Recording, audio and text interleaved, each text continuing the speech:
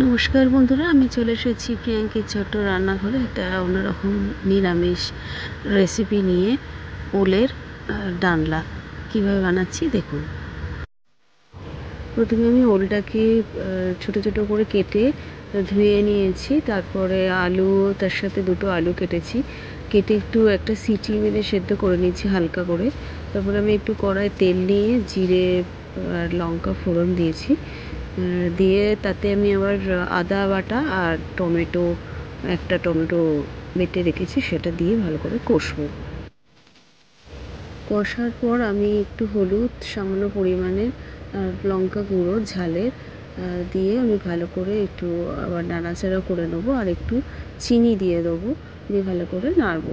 একটু তেল ছেড়ে গেলে আমার সেদ্ধ করে রাখা ওল আর আলুটা আমি দিয়ে দেবো।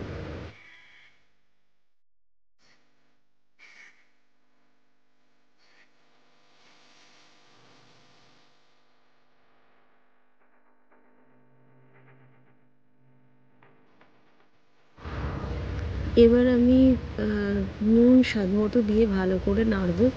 নেড়ে ভালো করে মিক্সড করে নেবো। মিক্সড করার পর আমি টমেটো বাটার জলটাও দিয়ে দিলাম, আর একটু সামান্য জল দিয়ে ফুটবে যখন, তখন একটু সামান্য গরম মশলা দিয়ে দেবো। তাহলেই রেডি আমার ওলের ডালনা।